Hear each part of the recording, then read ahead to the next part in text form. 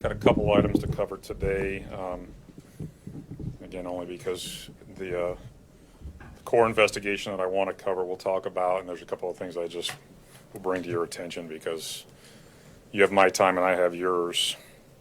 The first case that we're going to speak about is one I think maybe some of you have familiarity with. It involves a missing person investigation. Victim's name is Chad Holvig, and on July 11th, Maricopa County Sheriff's Office received a report from the family that they were concerned about his absence. They had not heard from him in some time and thought maybe that foul play was involved. And I have to preface this by saying that whenever we get a missing person report, especially when it involves an adult, unless there's a strong indication of foul play, it can be really difficult depending on that person's pattern of practice and their lifestyle to determine if there's a criminal element, if foul play is involved, if they are in danger, or if they have just not been in contact with the family and there's no other issues involved. So it is critical, and this case is a good example of how important the family can be to those circumstances. Because when they are passionate about their concern and when they're able to articulate why they believe that this is uncommon and that their loved one could be in danger, then it emphasizes and it helps us have a better understanding of the urgency involved. And our investigators in this case understood that quickly and acted quickly, working with the family. So the report came in on July 11th, and short time thereafter, our detectives start to do what we call basically a pattern, a behavioral pattern, a life pattern, to determine, are you still doing the same things that you were doing, whether it's an electronic trail or phone calls or things of that nature. And when there is no indication that there's any so-called, we'll say, pulse relative to your pattern of practice, then that tells us that there is probably a heightened concern. So our investigators, in working with the family, were able to ascertain where they believed that Mr. Holvig had last occupied or been seen.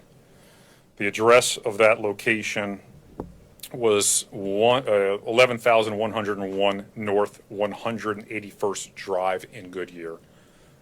Investigators worked to obtain a search warrant for the property with the hopes that they would recover evidence or information that could lead us to Mr. Holvig and determine his whereabouts and his well-being. They executed that search warrant on August 4th. But prior to executing the search warrant, one other issue of concern that came about was Chad's son Dalton had also stopped his pattern of behavior. So although they didn't necessarily indicate early on they thought he was missing, he was just not, there was no indication that he was actively involved in anything that he had been involved in. So our investigators were concerned not only for Chad's well-being, but for Dalton's. When they executed the search warrant on the property, which is about a 3/4 acre property, as you can see here, with some multiple outbuildings and cars and a lot of items on the big property, we used our tactical operations unit, the SWAT team, to execute the search warrant. Upon execution of the search warrant, they detained two people, husband and a wife, who are the residents of the property, and they also located Dalton. Dalton had 3 gunshot wounds, which he indicated had occurred previous month, several weeks before. They were not tended to by any medical professional. He was being kept there, according to his statements, against his will. And any care that he got for those wounds wasn't truly care. I mean, he was suffering from infection and some other issues, and was hospitalized immediately, cared for by our employees, and hospitalized immediately thereafter. A search of the property, investigators recovered several firearms, they recovered illegal substances, and they also recovered 2 deceased bodies. The deceased bodies were unidentified at the time, immediately transported to the medical examiners, not only to determine cause of death, but to identify those individuals. So I'll be preemptive here because I know for at least some of you, you asked some questions because I know you like to think you're investigators, but no disrespect intended, that's what we do professionally. You're journalists, and when you ask some of these questions, it's because maybe you just don't have an understanding of what investigations look like. We don't put out information on unknown bodies and unknown cause of death until we know who the person is and what the cause of death is. So yesterday, Mr. Holving, Chad Holving, was identified by the medical examiner as one of the deceased bodies. The cause of death is not yet determined. The other victim in that case was identified here as Anthony Vane, a 31-year-old male, died. Cause of death believed to be gunshot wound. So both these bodies were recovered on the property. We have not yet filed charges against anyone regarding the death of Mr. Vane, and we have not yet determined the cause of death, or I should say we, the medical examiner, for Mr. Holvig. So until the cause of death is determined, we're not going to know whether it is a murder or a homicide, because all murders are homicides, not all homicides are murders. There could be other causes of death. The fact that he was kept there and no one was notified could be a completely different crime if law enforcement wasn't made aware of the circumstances, and we will investigate that further. But right now, both cases of homicide are still under a fluid investigation. There's a considerable amount of evidence that is being processed, both forensic, technology, all types of evidence to determine what we can regarding the circumstances that occurred leading to the demise of the two men. Dalton Holvig, to my knowledge, is still in the hospital recovering. And the charges thus far against the two, I don't know if they're homeowners, but the two on the property, give me the next slide, please. Roberto Bernal and Christina Bernal were charged. They were booked aggravated assault with a deadly weapon, possession of a weapon by a prohibited possessor, and possession of a weapon by a prohibited possessor for both. So Roberto was charged with the aggravated assault with a deadly weapon, and he was a prohibited possessor. Christina was charged with being a prohibited possessor. Just yesterday, the prosecutor added the charges of kidnapping to the suspects. That's what we have at this point. I would tell you that there is a strong possibility that both of these victims were on that property for an extensive period of time. It is extremely difficult to determine time of death when you know that the elements, to include the high temperatures for an extensive period of time, contribute to the decomposition of bodies, of the human body. But there is a high probability that other people were on the property and may have some information regarding who's responsible for these deaths, and if one or both are homicide, and we know that one is if both are homicides. So if someone has information out there that could be helpful to this investigation, you could either contact the Maricopa County Sheriff's Office, and we'll make that number available to you, or you can call Silent Witness if you want to remain anonymous. But I will just recap by telling you this is one of those cases where it has multiple working parts. It is exceptional work by all the detectives involved in the investigation, to include the Tactical Operations Unit, that the family played a pivotal part in making sure that their communication with this office emphasized the heightened urgency, so that we acted as quickly as possible to try to locate Mr. Holvig. And all indications are that we know Dalton, I believe his gunshot wound was sustained on the 9th of July. Is that correct? I'll confirm that, but it was several weeks prior. We do not know, we don't have definitive information yet as to when his father was murdered. So there's a lot of things that we're still working through right now to tie up all the loose ends in this investigation, and it is ongoing. But this is an environment, and this is a circumstance where it is indicative of what happens when people utilize drugs and are comfortable with violence and taking lives and then leaving deceased bodies on the property. So I'm happy to answer what questions I can, but understand it's going to be limited. My position is, I'll get to you. My position is, I understand you feel like you have this right to know, but you don't have the right to know right now, because my responsibility first and foremost is to the victims of the case to make sure that we can effectively prosecute and hold accountable those responsible. So with that, fire away. Yeah, Stephanie with Fox 10, could you confirm where those two bodies were found? We heard it might have been barrels. Yeah, we don't discuss those circumstances, and the reason that we don't is because at some point in time we'll be interviewing suspects, and there's information that only those responsible would have knowledge of, or those close to the case. So any details that I provide specific to the environment, the crime scene, could undermine our ability to prosecute later on. So I appreciate your question. I'm not going to confirm that, and I'm not going to share any information that is that specific. Thank you. You said that kidnapping charges were added to the suspects. Is that just for Dalton or for these other two men as well? Just for Dalton right now. Any potential criminal charges regarding, I apologize, I want to say his first name was Anthony. Until we determine who's responsible, we can't we can't put charges forward until we know the individuals that's responsible for it. You know why they were there? So it's a great question. Dalton actually lived there and stayed there for some time, and there's familiarity between the Bernals and him. And then Chad had just recently, according to the family, gone there to either just visit or stay for some time to go see Dalton. So Dalton's time there was a longer time frame. Chad's was just from the point when he went missing, but it wasn't an unfamiliar location. Everybody that was on the property had a relationship to some extent. Anthony then too. Anthony is the one that we're still trying to better understand the timeline and his relationship with them. He, when we look at the dynamic of the family being the Holvig family and then the Bernals, that relationship we understand pretty clearly. What we don't understand is what Anthony's relationship was with anybody on the property yet. How would you describe that relationship between the Bernal and the Holvig family? Well, just that they didn't know each other. They, again, they were occupants on the property, staying on the property, so we know that they had a purpose and they had a relationship to be there. Anthony, we don't know. I mean, obviously they could have had some form of relationship. We just don't know why he was on the property. We have no idea to be able to determine time of death, so how long he was there. Can you give any update on the condition of Chad Holvig when you figured out, when you saw the body? I mean, like, when you were able to identify him? I mean, what was his, like, was there any, like, wounds, or can you describe the body at all? Oh, no, his wounds were substantial. He had gotten no care whatsoever. There were gunshot wounds to his lower extremities.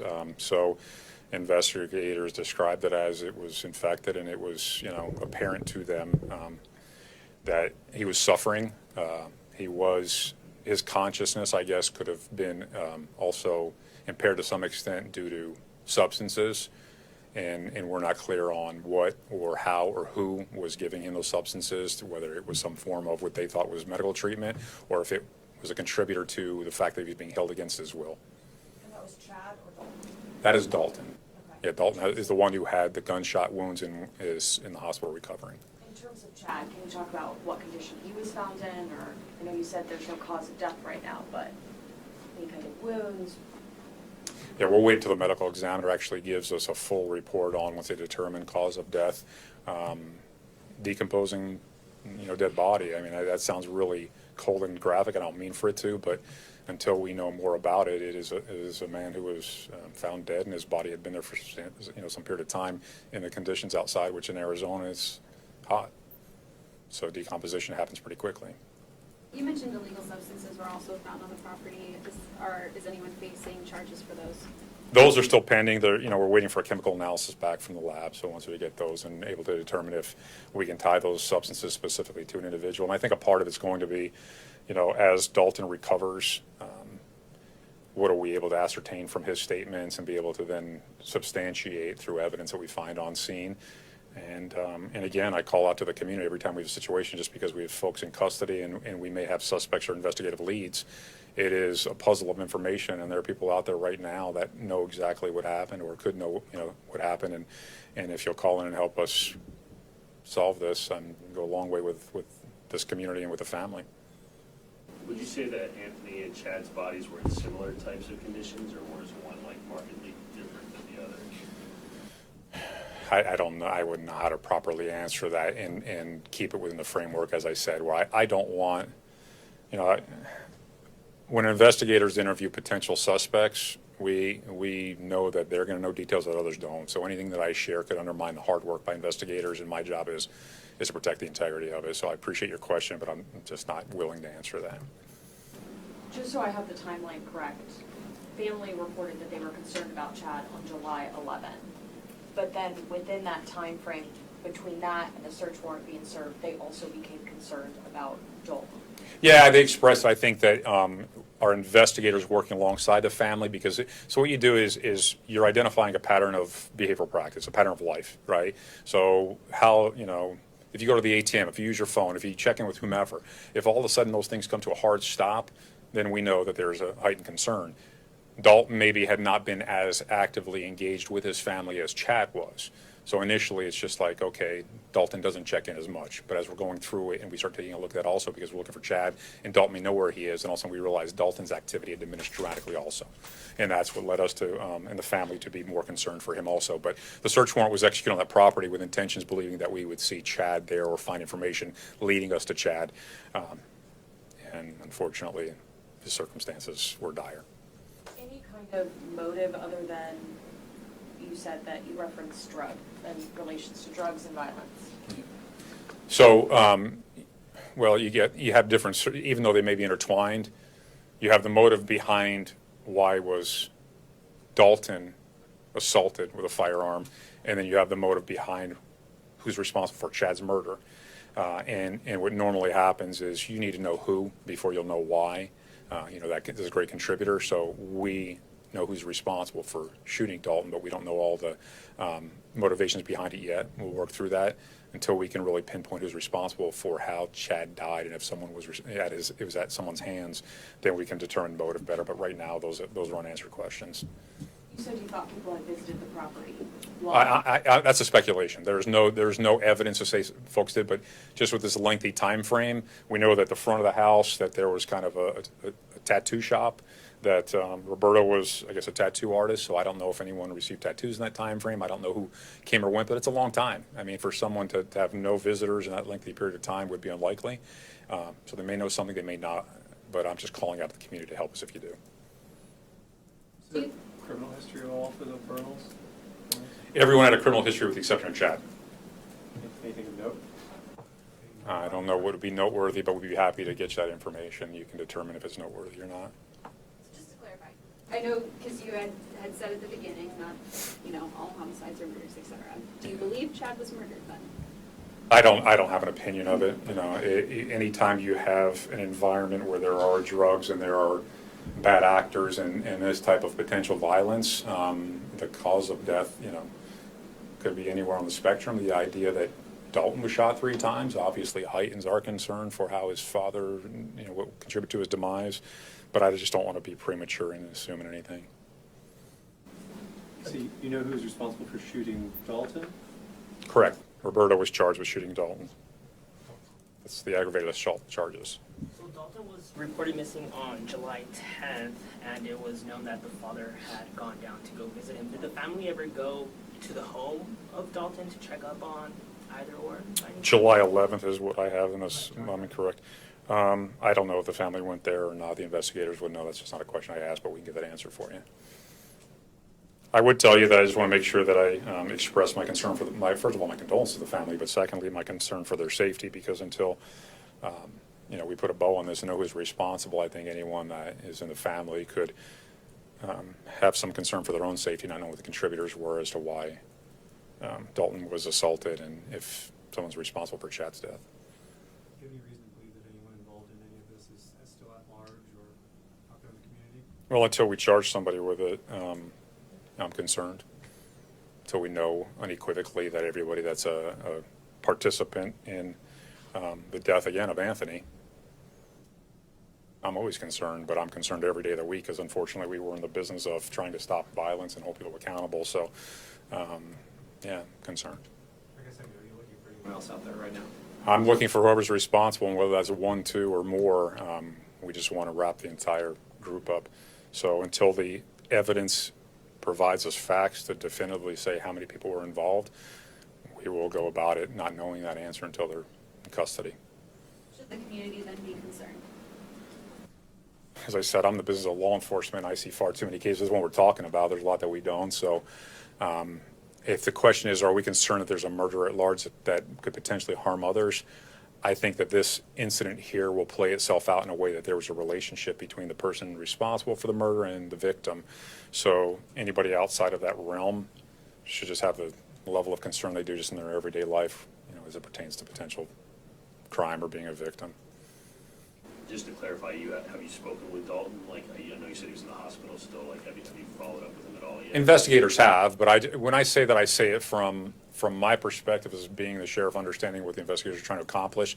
So you have a person who allegedly has been held against his will for a lengthy period of time. He's got substantial injuries that he's recovering from. His state of mind as well as his health, and depending on how they were caring for him, are going to impair him mentally and physically. So I would just think that you'll get statements initially that are helpful, and over time maybe he recalls more or he clarifies things as he gets stronger and he gets healthier. So it'll be an ongoing fluid process, and it's possible that we may get clarification suddenly because he has an epiphany or he's more clear of mind. Anything else on this one? All right, let's move on again.